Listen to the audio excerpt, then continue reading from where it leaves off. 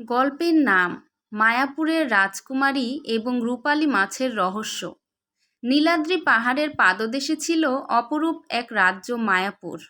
চারদিকে সবুজ বন, স্বচ্ছ নদী, রঙিন ফুলের বাগান আর সুখে শান্তিতে বসবাস করা মানুষ। এই রাজ্যের রাজা ছিলেন অবনীন্দ্রনাথ। তিনি শুধু একজন শাসকই ছিলেন না, ছিলেন প্রজাদের আশ্রয়দাতা। কেউ ক্ষুধার্ত থাকলে রাজপ্রাসাদের দরজা তার জন্য খুলে যেত। কেউ অন্যায়ের শিকার হলে রাজা নিজেই বিচার করতেন। একদিন ভোরে রাজা সাধারণ মানুষের পোশাক পরে রাজ্য ঘুরতে বের হলেন। তিনি দেখতে পেলেন এক বৃদ্ধা বাজারের পাশে বসে কাঁদছেন। জিজ্ঞেস করতেই জানা গেল একজন ধনী ব্যবসায়ী তার জমি দখল করে নিয়েছে। রাজা নিজের পরিচয় না দিয়ে সব কথা শুনলেন। পরদিন রাজ দরবারে সেই ব্যবসায়ীকে ডেকে পাঠানো হলো। প্রমাণের ভিত্তিতে রাজা বৃদ্ধার জমি ফিরিয়ে দিলেন এবং ব্যবসায়ীকে শাস্তি দিলেন। সেদিন থেকেই মায়াপুরের মানুষ বলতো, আমাদের রাজা ঈশ্বরের পরে সবচেয়ে ন্যায়বান মানুষ। রাজার একমাত্র কন্যা ছিলেন রাজকুমারী চন্দ্রমুখী। ছোটবেলা থেকেই তিনি অন্যদের থেকে আলাদা ছিলেন। রাজকীয় পোশাক বা অলংকারের চেয়ে তিনি বেশি ভালোবাসতেন সাধারণ মানুষের পাশে দাঁড়াতে। প্রতিদিন সকালে তিনি প্রাসাদের মন্দিরে প্রার্থনা করতেন। তারপর দরিদ্র শিশুদের খাবার দিতেন, অসুস্থ বৃদ্ধদের ওষুধ পাঠাতেন এবং এতিম শিশুদের সঙ্গে সময় কাটাতেন। এক বর্ষার দিনে প্রাসাদের বাগানে হাঁটতে গিয়ে তিনি দেখতে পেলেন একটি ছোট পাখি ঝড়ে বাসা থেকে পড়ে গেছে। তিনি নিজ হাতে পাখিটিকে সেবা করে সুস্থ করে আবার উড়িয়ে দিলেন। এই দৃশ্য দেখে রাজা মৃদু হেসে বললেন, মা, তোমার হৃদয়ই তোমার সবচেয়ে বড় সৌন্দর্য। চন্দ্রমুখী উত্তর দিলেন, বাবা, ঈশ্বর আমাদের ভালোবাসা দেওয়ার জন্যই পৃথিবীতে পাঠিয়েছেন। সময় গড়াতে লাগলো। চন্দ্রমুখী বড় হলেন। তার সৌন্দর্যের কথা দূর দূরান্তে ছড়িয়ে পড়ল। কিন্তু তার চেয়েও বেশি ছড়িয়ে পড়ল তার দয়া, নম্রতা আর জ্ঞান। অনেক রাজ্য থেকে বিয়ের প্রস্তাব আসতে লাগলো। কেউ সোনার পাহাড় উপহার দিতে চাইল, কেউ বিশাল সৈন্যবাহিনীর শক্তি দেখালো, কেউ বিরল রত্ন নিয়ে এলো। কিন্তু রাজা অবনীন্দ্রনাথ বললেন, আমার কন্যাকে শুধু ধন বা শক্তি দিয়ে পাওয়া যাবে না। যে সত্যিকারের জ্ঞানী, ধৈর্যশীল ও সৎ, শুধু সেই আমার কন্যার যোগ্য। তাই তিনি 3টি কঠিন ধাঁধার শর্ত ঘোষণা করলেন। প্রথম রাজকুমার এলেন পশ্চিমের সুবর্ণপুর থেকে। তিনি নিজের জ্ঞান নিয়ে ভীষণ গর্ব করতেন, কিন্তু প্রথম ধাঁধার উত্তরই ভুল দিলেন। দ্বিতীয় রাজকুমার বললেন, আমার কাছে 1000 সৈন্য আছে। রাজা হেসে বললেন, ধাঁধার উত্তর কি সৈন্য দিয়ে দেওয়া যায়? তিনিও ব্যর্থ হলেন। এভাবে মাসের পর মাস কেটে গেল। শত শত রাজকুমার এলেন, কিন্তু কেউ সফল হলেন না। ঠিক সেই সময় একদিন রাজা শিকারে বের হলেন। সকালটা ছিল অপূর্ব। সূর্যের আলো গাছের পাতার ফাঁক দিয়ে মাটিতে পড়ে সোনালি নকশা তৈরি করছিল। হঠাৎ দূরে তিনি দেখলেন এক আশ্চর্য রূপালী হরিণ। হরিণটির শরীর থেকে যেন চাঁদের আলো বের হচ্ছিল। রাজা বিস্ময়ে বললেন, এমন প্রাণী আমি জীবনে দেখিনি। তিনি সৈন্যদের থামতে বলে একাই হরিণটির পিছু নিলেন। হরিণটি কখনো কাছে আসে, আবার মুহূর্তেই দূরে চলে যায়। রাজা তাকে ধরার আশায় আরও গভীর বনে ঢুকে পড়লেন। ঘন্টার পর ঘন্টা কেটে গেল। সূর্য পশ্চিমে ঢলে পড়ল। চারদিকে অন্ধকার নেমে এলো। তখন রাজা বুঝতে পারলেন তিনি পথ হারিয়ে ফেলেছেন। চারদিকে তখন ঘন অন্ধকার, ঝিঝি পোকার ডাক, দূরে শিয়ালের হুক্কাহুয়া আর গাছের পাতায় বাতাসের শব্দে বনটা আরও ভয়ঙ্কর লাগছিল। রাজা অবনীন্দ্রনাথ ঘোড়ার লাগাম শক্ত করে ধরে বললেন, হে ঈশ্বর, আমায় সঠিক পথ দেখাও। কিন্তু যতই এগোতে লাগলেন বন যেন ততই গভীর হতে লাগলো। সারাদিন ধরে ছুটতে ছুটতে তার পানির পাত্র খালি হয়ে গিয়েছিল। তৃষ্ণায় গলা শুকিয়ে কাঠ হয়ে গেল। ক্ষুধা আর ক্লান্তিতে শরীর দুর্বল হয়ে পড়ল। রাতের শেষ প্রহরে তিনি একটি বিশাল বটগাছের নিচে বসে পড়লেন। আকাশের তারার দিকে তাকিয়ে মনে মনে প্রার্থনা করলেন। হঠাৎ মনে হলো দূর থেকে যেন জলের কলকল শব্দ ভেসে আসছে। তিনি শেষ শক্তিটুকু নিয়ে সেই শব্দের দিকে হাঁটতে লাগলেন। কিছু দূর যেতেই গাছের ফাঁক দিয়ে এক অপূর্ব দিঘি দেখা গেল। দিঘির পানি যেন আয়নার মতো স্বচ্ছ, চারদিকে সাদা, নীল আর গোলাপি পদ্ম ফুটে আছে। পানির উপর অসংখ্য জোনাকি উঠছে, মনে হচ্ছিল আকাশের তারা নেমে এসেছে। রাজা আনন্দে দৌড়ে গিয়ে পানি তুলতে গেলেন। ঠিক তখনই বজ্রের মতো একটি কণ্ঠ ভেসে এলো, থামো। রাজা চমকে উঠলেন, চারদিকে তাকালেন, কাউকে দেখা গেল না। তিনি আবার পানি তুলতেই কণ্ঠটি আরো গম্ভীর হয়ে উঠল, আমি অনুমতি না দিলে এই দিঘির এক ফোঁটা পানিও পান করতে পারবে না। রাজা এবার দিঘির মাঝখানে তাকালেন। একটি বিশাল পদ্মপাতার ওপর বসে আছে রূপালি আঁশে ঢাকা এক অদ্ভুত মাছ। তার দুটি ডানা ছিল রাজহাঁসের মতো সাদা, চোখ দুটি নীল হীরের মতো জ্বলছিল। সে ধীরে ধীরে বলল, আমি এই জাদু দিঘির রক্ষক। রাজা কাতর স্বরে বললেন, আমি তৃষ্ণায় মারা যাচ্ছি, আমাকে একটু পানি পান করতে দাও। মাছটি কিছুক্ষণ নীরব থেকে বলল, প্রতিটি আশীর্বাদের একটি মূল্য থাকে। যদি তুমি ঈশ্বরের নামে প্রতিশ্রুতি দাও, আমি ভবিষ্যতে যা চাইব তুমি তাই দেবে, তবেই পানি পাবে। রাজা অনেকক্ষণ ভাবলেন। তিনি জানতেন প্রতিশ্রুতি ভাঙা তার ধর্ম বিরুদ্ধ, কিন্তু প্রাণ বাঁচানো জরুরি। শেষ পর্যন্ত তিনি হাত তুলে বললেন, আমি মায়াপুরের রাজা অবনীন্দ্রনাথ, ঈশ্বরকে সাক্ষী রেখে শপথ করছি, তুমি যা চাইবে আমি তাই দেব। মাছটি ধীরে মাথা নাড়ল। মুহূর্তেই দিঘির পানি আরও উজ্জ্বল হয়ে উঠল। রাজা অঞ্জলি ভরে পানি পান করলেন। এত মিষ্টি ও শীতল পানি তিনি জীবনে কখনো পান করেননি। মনে হলো শরীরের সমস্ত ক্লান্তি দূর হয়ে গেছে। তিনি বিস্ময়ে বললেন, এ যেন অমৃত। মাছটি শুধু মৃদু হেসে বলল, যাও রাজা, সময় হলে আমি নিজেই তোমার কাছে আসব। ঠিক তখনই দূর থেকে সৈন্যদের ডাক শোনা গেল, মহারাজ, মহারাজ। সৈন্যরা এসে রাজাকে খুঁজে পেল, কিন্তু আশ্চর্যের বিষয়, দিঘির মাঝখানে তখন আর কোনো মাছ নেই। সব কিছু যেন স্বাভাবিক। রাজা কাউকে কিছু বললেন না, শুধু মনে মনে ভাবলেন, হয়তো স্বপ্ন ছিল, কিন্তু সেটা স্বপ্ন ছিল না। সময় নদীর স্রোতের মতো বয়ে চলল। 1 মাস, 6 মাস, তারপর 1 বছর, 2 বছর কেটে গেল। রাজা অবনীন্দ্রনাথ ধীরে ধীরে সেই জাদু দিঘি আর রূপালী মাছের কথা ভুলে যেতে লাগলেন। এদিকে রাজকুমারী চন্দ্রমুখীর বয়সও বাড়ল। তার সৌন্দর্য, দয়া আর জ্ঞানের কথা আশেপাশের সব রাজ্যে ছড়িয়ে পড়ল। প্রতিদিনই কোনো না কোনো রাজ্য থেকে বিয়ের প্রস্তাব আসত, কিন্তু 3টি ধাঁধার শর্ত শুনে সবাই ব্যর্থ হয়ে ফিরে যেত। একদিন রাজ দরবারে বিচার চলছে। হঠাৎ প্রাসাদের প্রধান ফটকের দিকে চিৎকার শুরু হলো। প্রহরীরা দৌড়ে এসে হাঁপাতে হাঁপাতে বলল, মহারাজ, অদ্ভুত এক ঘটনা ঘটেছে। রাজা অবাক হয়ে বললেন, কি হয়েছে? একজন প্রহরী কাপা গলায় বলল, প্রাসাদের বাইরে একটি বিশাল রূপালী মাছ এসেছে। সে মানুষের মতো কথা বলছে। সে বলছে, রাজা অবনীন্দ্রনাথের সঙ্গে তার পুরনো হিসাব আছে। এই কথা শুনেই রাজার বুক কেঁপে উঠল। মুহূর্তেই তার মনে পড়ে গেল সেই জাদু দিঘির কথা। তিনি ধীরে ধীরে সিংহাসন থেকে উঠে দাঁড়ালেন। তাকে সম্মানের সঙ্গে ভেতরে নিয়ে আসো। কিছুক্ষণ পর সোনালি পালকিতে করে সেই বিশাল রূপালী মাছকে দরবারে আনা হলো। পুরো দরবার নিস্তব্ধ, সবাই বিস্ময়ে তাকিয়ে আছে। মাছটি শান্ত কণ্ঠে বলল, রাজা অবনীন্দ্রনাথ, আপনার দেওয়া প্রতিশ্রুতির সময় এসে গেছে। রাজা মাথা নিচু করলেন। বলো, তুমি কি চাও? মাছটি স্পষ্ট কণ্ঠে বলল, আমি আপনার একমাত্র কন্যা রাজকুমারী চন্দ্রমুখীকে বিবাহ করতে চাই। মুহূর্তেই দরবারে হইচই পড়ে গেল। কেউ চিৎকার করে উঠল, এ অসম্ভব। কেউ বলল, একটি মাছের আবার মানুষের সঙ্গে বিয়ে হবে? রাজার চোখ লাল হয়ে উঠল। তিনি গর্জে উঠলেন, না, আমি আমার কন্যাকে কখনো একটি মাছের হাতে তুলে দেব না।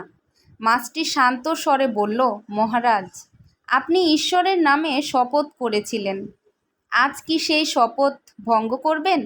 এই কথায় রাজা স্তব্ধ হয়ে গেলেন। মন্ত্রী ধীরে ধীরে এগিয়ে এসে কানে কানে বললেন, মহারাজ, 3টি ধাঁধার শর্ত তো এখনও রয়েছে। একটি মাছ কখনো সেই ধাঁধার উত্তর দিতে পারবে না। রাজার মুখে আবার আশার আলো ফুটল। তিনি বললেন, ঠিক আছে, যদি তুমি 3টি ধাঁধার সঠিক উত্তর দিতে পারো তবেই আমার কন্যাকে বিয়ে করতে পারবে। মাছটি মৃদু হেসে বলল, আমি প্রস্তুত। রাজা প্রথম ধাঁধাটি জিজ্ঞাসা করলেন। রাজ দরবারে তখন এমন নীরবতা নেমে এলো যে কারো নিঃশ্বাসের শব্দও শোনা যাচ্ছিল না। রাজা অবনীন্দ্রনাথ গম্ভীর কণ্ঠে বললেন, তাহলে শোনো আমার প্রথম ধাঁধা। সে এমন এক জিনিস যার জন্ম হয় কিন্তু কোনো মা বাবা নেই। সে যখন কাঁদে তখন পৃথিবী আনন্দে ভরে যায়, কিন্তু সে নিজে শেষ হয়ে যায়। সে কে? দরবারের সবাই রূপালী মাছের দিকে তাকিয়ে রইল। মাছটি কিছুক্ষণ চোখ বন্ধ করে রইল, তারপর শান্ত স্বরে বলল, এর উত্তর মেঘ। মেঘের কোনো মা বাবা নেই। প্রকৃতির নিয়মে তার সৃষ্টি হয়, আর যখন সে বৃষ্টিরূপে কাঁদে তখন শস্য জন্মায়, নদী ভরে ওঠে, মানুষ আনন্দ পায়। কিন্তু বৃষ্টি শেষে মেঘ নিজেই মিলিয়ে যায়। মুহূর্তেই দরবারে গুঞ্জন শুরু হয়ে গেল। রাজা বুঝলেন উত্তরটি একদম ঠিক। তিনি দ্বিতীয় ধাঁধা করলেন, আমি যার কাছে থাকি সে আমাকে দেখতে পায় না, কিন্তু যে আমার থেকে দূরে থাকে সে আমাকে স্পষ্ট দেখতে পায়। আমি সুখের দিনে কাঁদি, দুঃখের দিনে হাসি। আমি কে? অনেকক্ষণ কেউ কোনো কথা বলল না। তারপর মাছটি উত্তর দিল, এর উত্তর অতীতের স্মৃতি। মানুষ যখন বর্তমানে থাকে তখন স্মৃতির মূল্য বোঝে না, কিন্তু সময় চলে গেলে সেই স্মৃতি সবচেয়ে স্পষ্ট হয়ে ওঠে। সুখের সময় অতীতের কষ্ট মনে পড়লে মানুষ কাঁদে, আর দুঃখের সময় অতীতের সুখ মনে করে হাসে। রাজ্যের প্রধান পণ্ডিত উঠে দাঁড়িয়ে বললেন, মহারাজ, উত্তরটি সঠিক। রাজা এবার শেষ ধাঁধা বললেন, কোন জিনিসটি যত বেশি কাটা হয় ততই বড় হতে থাকে। এবার সবাই মনে মনে ভাবল, এই ধাঁধার উত্তর নিশ্চয়ই মাছ দিতে পারবে না। কিন্তু মাছটি একটুও দেরি না করে বলল, এর উত্তর গর্ত বা পুকুর। যত বেশি মাটি কাটা হবে গর্ত ততই বড় হবে। রাজা আর কোনো কথা বলতে পারলেন না। নিজের প্রতিশ্রুতির কাছে তিনি পরাজিত হলেন। ধীরে ধীরে উঠে দাঁড়িয়ে বললেন, আজ থেকে 7 দিন পর আমার কন্যা চন্দ্রমুখীর সঙ্গে এই রূপালী মাছের বিবাহ সম্পন্ন হবে। দরবার স্তব্ধ হয়ে গেল। যখন এই সংবাদ রাজকুমারী চন্দ্রমুখীর কাছে পৌঁছালো, তিনি প্রথমে বিশ্বাসই করতে পারলেন না। একটি মাছ! চোখ বেয়ে অশ্রু গড়িয়ে পড়ল। তিনি বাবার কাছে ছুটে গেলেন, বাবা, এটা কি সত্যি? রাজা মাথা নিচু করে সব ঘটনা খুলে বললেন। বনের দিঘি, তৃষ্ণা, প্রতিশ্রুতি আর আজকের দরবার। সব শুনে চন্দ্রমুখী অনেকক্ষণ চুপ করে রইলেন। তারপর ধীরে বললেন, আপনি যদি প্রতিশ্রুতি ভঙ্গ করেন তাহলে সারা জীবন নিজেকে ক্ষমা করতে পারবেন?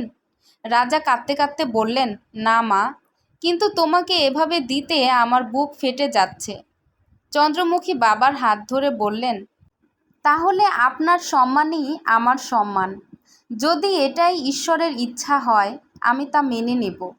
7 দিন ধরে পুরো রাজ্যে আনন্দ নয়, এক অদ্ভুত বিষাদের পরিবেশ ছড়িয়ে পড়ল। প্রাসাদ সাজানো হলো, কিন্তু কারো মুখে হাসি ছিল না। বিয়ের দিন রাজকুমারী সাদা ও রূপালী পোশাক পরলেন। তার চোখে ছিল জল, কিন্তু মুখে ছিল ধৈর্য। রূপালী মাছকে রাখা হলো সোনার তৈরি একটি বিশাল জলপাত্রে। মন্ত্র পড়ে বিবাহ সম্পন্ন হলো। বিয়ের শেষে মাছটি শুধু একবার বলল, ধন্যবাদ রাজকুমারী। একদিন তুমি জানতে পারবে তোমার এই ত্যাগ বৃথা যাবে না। চন্দ্রমুখী কোনো উত্তর দিলেন না। তিনি শুধু আকাশের দিকে তাকিয়ে নীরবে প্রার্থনা করলেন। সেদিন রাতেই প্রাসাদের ভেতরে একটি জাদুময় দিঘি তৈরি করা হলো, যাতে রূপালী মাছ সেখানে থাকতে পারে। কিন্তু কেউ জানতো না এই বিয়ের মধ্য দিয়েই শুরু হতে চলেছে এক বহু বছরের অভিশাপ ভাঙার গল্প। বিয়ের পরের দিন থেকে রাজপ্রাসাদে এক অদ্ভুত নীরবতা নেমে এলো। রাজকুমারী চন্দ্রমুখীর জন্য প্রাসাদের ভেতরে সাদা মার্বেল দিয়ে একটি ছোট প্রাসাদ তৈরি করা হলো। সেই প্রাসাদের পাশেই ছিল জাদুময় দিঘি, যেখানে রূপালী মাছটি বাস করত। দিঘির পানি রাতে নীল আলোয় ঝিলমিল করত।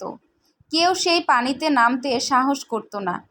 প্রথম কয়েকদিন চন্দ্রমুখী দিঘির ধারেও যেতেন না। দূর থেকে শুধু একবার তাকিয়ে আবার ফিরে আসতেন। তার মনে ছিল ভয়, দুঃখ আর অজানা ভবিষ্যতের চিন্তা। কিন্তু মাছটি কখনো তাকে ডাকতো না, কোনো দাবি করতো না। সে শুধু নীরবে পানির উপর ভেসে থাকত। একদিন সন্ধ্যায় চন্দ্রমুখী বাগানে হাঁটছিলেন। হঠাৎ দেখলেন একটি আহত সাদা কবুতর দিঘির পাড়ে পড়ে আছে। তিনি দৌড়ে গেলেন। ঠিক তখনই মাছটি ধীরে বলল, ওর ডানাটা ভেঙে গেছে, ভয় পেও না। দিঘির পূর্ব দিকে যে নীল পাতার গাছটি আছে তার দুটি পাতা বেটে লাগিয়ে দাও। চন্দ্রমুখী অবাক হয়ে গেলেন। তিনি মাছটির কথা মতো করলেন। আশ্চর্য! পরদিন কবুতরটি আবার উড়ে গেল। চন্দ্রমুখী প্রথমবারের মতো মাছটির দিকে তাকিয়ে বললেন, তুমি এসব কিভাবে জানো? মাছটি শুধু হেসে বলল, প্রকৃতিকে যে ভালোবাসে, প্রকৃতি তাকে অনেক গোপন জ্ঞান শিখিয়ে দেয়। সেদিনের পর থেকে চন্দ্রমুখীর মনে থাকা ভয়ের জায়গায় কৌতূহল জন্ম নিল। কয়েকদিন পরে রাজা অসুস্থ হয়ে পড়লেন।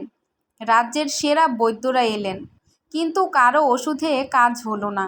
রাজকুমারী সারা রাত বাবার শিয়রের পাশে বসে কাঁদছিলেন। রাত গভীর হলে তিনি অজান্তেই দিঘির ধারে চলে এলেন।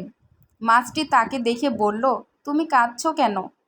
চন্দ্রমুখী সব কথা খুলে বললেন। মাছটি কিছুক্ষণ চুপ করে থেকে বলল, আজ রাত 12টার আগে পাহাড়ের পাদদেশে যে পুরনো অশ্বত্থ গাছ আছে তার নিচে একটি সোনালি ফুল ফুটবে। সেই ফুলের 3টি পাপড়ি পানিতে ভিজিয়ে রাজাকে খাওয়ালে তিনি সুস্থ হয়ে উঠবেন। চন্দ্রমুখী অবাক হলেও বিশ্বাস করলেন। রাতের অন্ধকারে তিনি 2জন বিশ্বস্ত সৈন্যকে নিয়ে সেখানে গেলেন। ঠিক যেমন মাছটি বলেছিল তেমনই একটি সোনালি ফুল ফুটেছিল। ফুল এনে ওষুধ তৈরি করে রাজাকে খাওয়ানো হলো। পরদিন সকালে রাজা উঠে বসলেন। সবাই বিস্মিত। রাজা বললেন, মা, এই ওষুধ তুমি কোথায় পেলে? চন্দ্রমুখী কিছুক্ষণ চুপ থেকে বললেন, যার সঙ্গে আমার বিয়ে হয়েছে সেই আমাকে পথ দেখিয়েছে। রাজা স্তব্ধ হয়ে গেলেন। সেদিন প্রথমবার তিনি বুঝলেন এই রূপালী মাছ সাধারণ কোনো প্রাণী নয়। এরপর থেকে প্রায় প্রতিদিনই চন্দ্রমুখী দিঘির ধারে বসতেন। তারা নানা বিষয় নিয়ে কথা বলতেন। মাছটি তাকে বলতো, মানুষের আসল পরিচয় তার মুখ নয়, তার মন। আবার বলতো, যে ক্ষমা করতে পারে সেই সবচেয়ে শক্তিশালী। চন্দ্রমুখী মন দিয়ে শুনতেন। একদিন তিনি জিজ্ঞেস করলেন, তুমি এত জ্ঞান কোথায় পেলে? মাছটি মৃদু হেসে বলল, আমার জীবনের গল্প একদিন তোমাকে বলবো, কিন্তু এখনও সেই সময় আসেনি। চন্দ্রমুখীর মনে তখন আর ঘৃণা ছিল না, বরং তিনি অনুভব করতে লাগলেন এই অদ্ভুত সঙ্গীর হৃদয় খুবই কোমল। তিনি প্রতিদিন নিজের হাতে ফল, দুধ আর তাজা খাবার এনে দিঘির ধারে রাখতেন। মাছটি অল্প খেত, কিন্তু প্রতিবারই বলতো, ধন্যবাদ রাজকুমারী। ধীরে ধীরে সেই দুটি শব্দই চন্দ্রমুখীর হৃদয়ে এক অদ্ভুত শান্তি এনে দিতে লাগলো। একদিন পূর্ণিমার রাতে চাঁদের আলো দিঘির জলে পড়ে রূপালী হয়ে উঠেছিল। চন্দ্রমুখী দিঘির ধারে বসেছিলেন। হঠাৎ তিনি দেখলেন মাছটি আকাশের দিকে তাকিয়ে দীর্ঘশ্বাস ফেলল। তার চোখের কোণে যেন এক ফোঁটা জল চিকচিক করছে। চন্দ্রমুখী ধীরে ধীরে এগিয়ে এসে বললেন, তোমার মনে এত কষ্ট কেন? মাছটি নিচু স্বরে বলল, আজ থেকে ঠিক 10 বছর আগে আমি আমার সব কিছু হারিয়েছিলাম। চন্দ্রমুখী বিস্ময়ে তাকিয়ে রইলেন। তিনি বুঝতে পারলেন এবার হয়তো রূপালী মাছ তার জীবনের সেই গোপন রহস্য প্রকাশ করতে চলেছে। পূর্ণিমার আলোয় দিঘির জল রূপার মতো ঝলমল করছিল। চারদিকে এমন নীরবতা, যেন পুরো প্রকৃতিই রূপালী মাছটির কথা শোনার জন্য অপেক্ষা করছে। চন্দ্রমুখী ধীরে বললেন, তুমি বলেছিলে 10 বছর আগে তুমি সব হারিয়েছ। কি হয়েছিল তোমার? রূপালী মাছটি দীর্ঘশ্বাস ফেলল। কিছুক্ষণ নীরব থেকে সে বলতে শুরু করলো, আমার নাম সবসময় রূপালী মাছ ছিল না। একসময় আমি ছিলাম সূর্যনগর রাজ্যের রাজপুত্র অর্জুন। চন্দ্রমুখী বিস্ময়ে চোখ বড় করে তাকালেন। তুমি একজন রাজপুত্র? মাছটি মাথা নাড়ল। হ্যাঁ, আমার বাবা ছিলেন মহারাজ বীরেন্দ্র এবং মা ছিলেন রানী মৃণালিনী। আমাদের রাজ্য ছিল সুখী ও সমৃদ্ধ। কিন্তু আমার জীবনে একটি বড় ভুল হয়েছিল। চন্দ্রমুখী নীরবে শুনতে লাগলেন। অর্জুন বলল, একদিন আমি শিকারে বেরিয়েছিলাম। বনের গভীরে একটি বৃদ্ধা মহিলাকে দেখলাম। তিনি খুব ক্ষুধার্ত ছিলেন। তিনি আমার কাছে একটু খাবার চাইলেন। আমি তখন অহংকারে অন্ধ ছিলাম। মনে করেছিলাম একজন রাজপুত্রের কাছে একজন সাধারণ বৃদ্ধার কোনো মূল্য নেই। আমি তাকে অপমান করে চলে যাই। কিন্তু তিনি সাধারণ বৃদ্ধা ছিলেন না। চন্দ্রমুখী ফিসফিস করে বললেন, তিনি কি ডাইনি ছিলেন? অর্জুন মাথা নিচু করল। হ্যাঁ, তিনি ছিলেন শক্তিশালী জাদুকরী মালিনী। তিনি রাগে বললেন, যে মানুষ বাহ্যিক রূপ দেখে অন্যকে অপমান করে সে নিজেই এমন এক রূপে বন্দী হবে যাকে দেখে সবাই ঘৃণা করবে।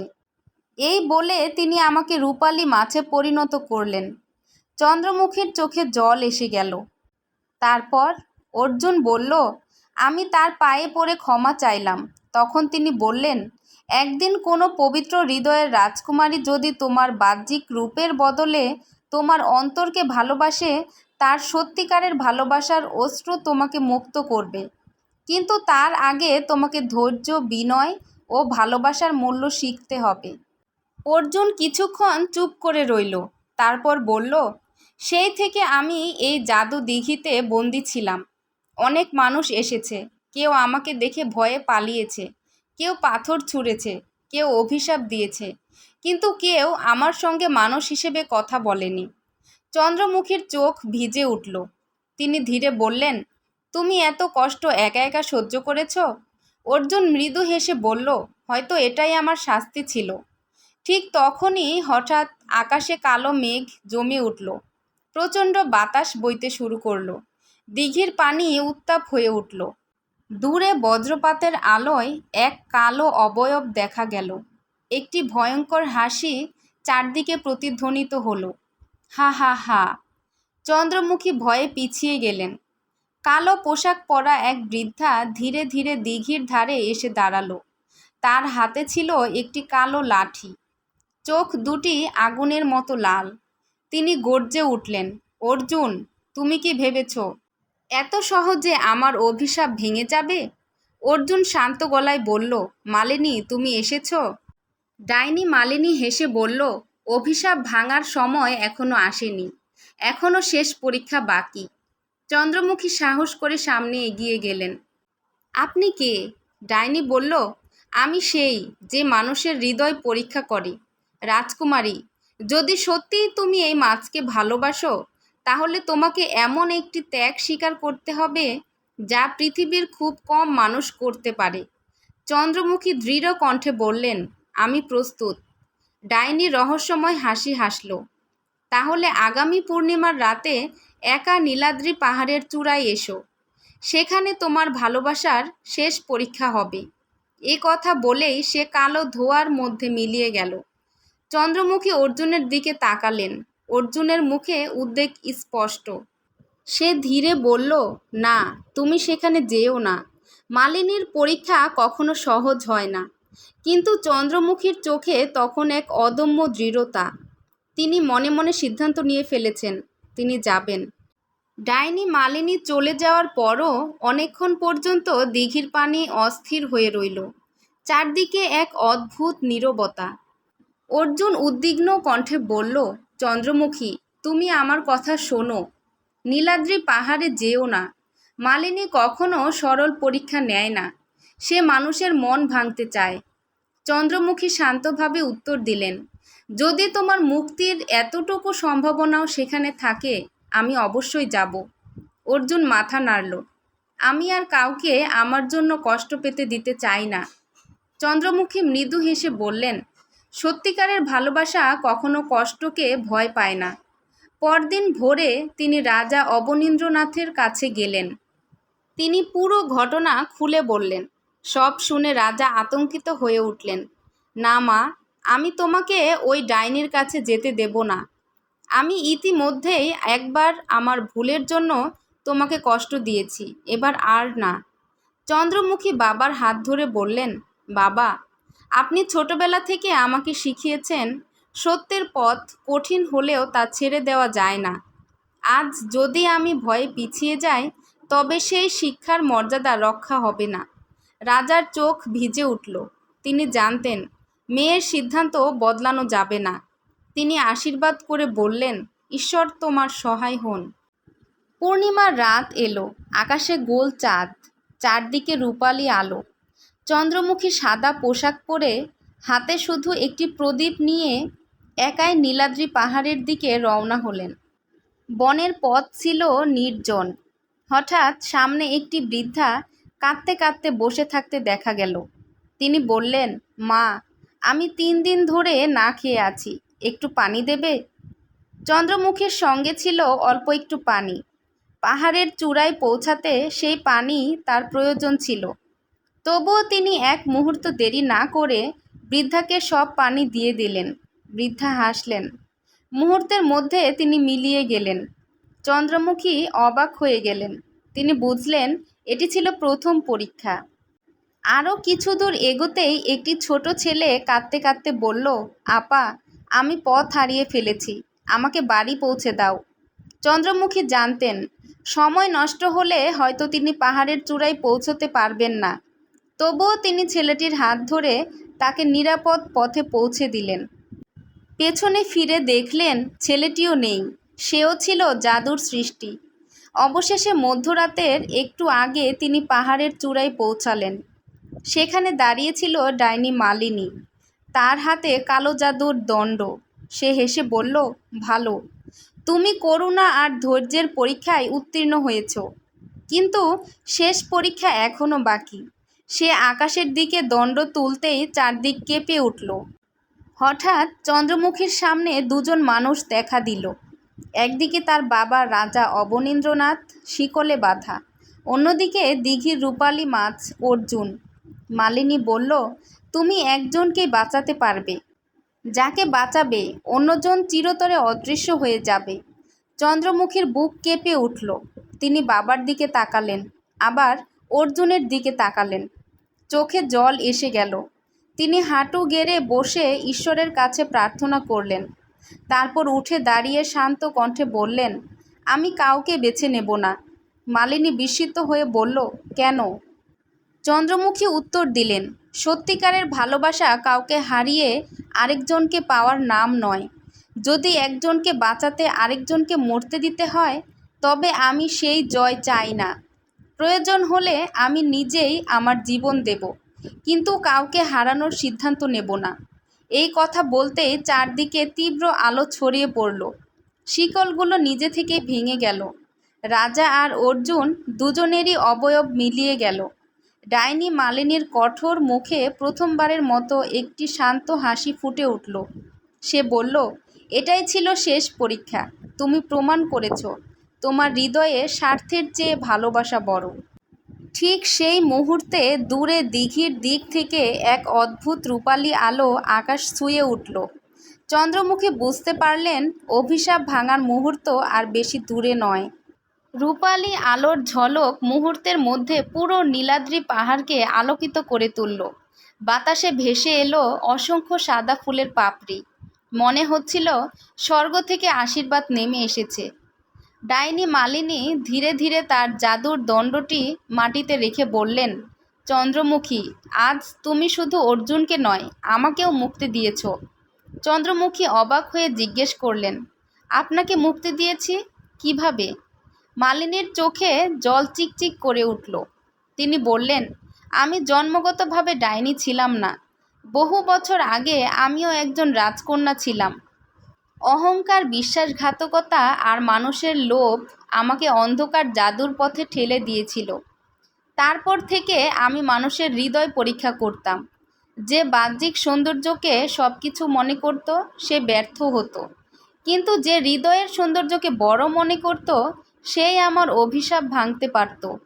তিনি অর্জুনের দিকে তাকিয়ে বললেন, রাজপুত্র, তোমার শাস্তির সময় শেষ। এই কথা বলেই তিনি জাদুর দণ্ড আকাশের দিকে তুললেন। একটি বজ্রের মতো উজ্জ্বল আলো দিঘির দিকে ছুটে গেল। দূরে প্রাসাদের জাদু দিঘি প্রবল আলোয় জ্বলে উঠল। তারপর এক মুহূর্তে সেই আলো নিভে গেল। চন্দ্রমুখীর সামনে আর কোনো রূপালী মাছ নেই। সেখানে দাঁড়িয়ে আছে এক সুদর্শন যুবক। উঁচু দেহ, রাজকীয় পোশাক, কাঁধ পর্যন্ত নেমে আসা কালো চুল, আর চোখে গভীর শান্তির দীপ্তি। যুবকটি হাঁটু গেড়ে বসে বলল, রাজকুমারী, আমি রাজপুত্র অর্জুন। তোমার ভালোবাসায় আমাকে নতুন জীবন দিয়েছে। চন্দ্রমুখের চোখ বেয়ে আনন্দের অশ্রু গড়িয়ে পড়ল। আমি কখনো তোমার রূপকে ভালোবাসিনি, আমি তোমার হৃদয়কে ভালোবেসেছি। অর্জুন উত্তর দিল, সেই কারণেই আজ আমি মুক্ত। ঠিক তখনই রাজা অবনীন্দ্রনাথ, সৈন্য এবং মন্ত্রীরা পাহাড়ে পৌঁছে গেলেন। তারা এই দৃশ্য দেখে বিস্ময়ে হতবাক হয়ে গেলেন। অর্জুন এগিয়ে এসে রাজার সামনে মাথা নত করলেন। মহারাজ, আপনার দেওয়া প্রতিশ্রুতি আমাকে জীবন ফিরিয়ে দিয়েছে, আর আপনার কন্যার পবিত্র হৃদয় আমার অভিশাপ ভেঙেছে। রাজা আবেগে অর্জুনকে বুকে জড়িয়ে ধরলেন। তিনি বললেন, আজ থেকে তুমি শুধু আমার জামাই নও, তুমি আমার পুত্র। সেই দিনই মালিনী তার জাদুর শক্তি ত্যাগ করলেন। বিদায় নেওয়ার আগে তিনি বললেন, মনে রেখো, মানুষের মুখ বদলে যায়, রূপ ম্লান হয়ে যায়, ধন সম্পদ হারিয়ে যায়, কিন্তু একটি সুন্দর হৃদয় কখনো বুড়ো হয় না। কথা শেষ হতেই তিনি সাদা আলোর মাঝে মিলিয়ে গেলেন। কয়েকদিন পরে মায়াপুরে মহা উৎসবের আয়োজন করা হলো। এবার রাজপুত্র অর্জুন ও রাজকুমারী চন্দ্রমুখীর আবার রাজকীয় আয়োজনে বিয়ে হলো। 7 দিন ধরে চলল উৎসব। প্রজাদের জন্য বিনামূল্যে ভোজের ব্যবস্থা করা হলো। গরিবদের মধ্যে খাদ্য, বস্ত্র ও স্বর্ণমুদ্রা বিতরণ করা হলো। রাজা অবনীন্দ্রনাথ ঘোষণা করলেন, আজ থেকে প্রতি বছর এই দিনটি হৃদয়ের সৌন্দর্য দিবস হিসেবে পালন করা হবে। সময়ের সঙ্গে সঙ্গে রাজা বৃদ্ধ হলেন। একদিন তিনি সিংহাসন রাজপুত্র অর্জুন ও রাজকুমারী চন্দ্রমুখীর হাতে তুলে দিলেন।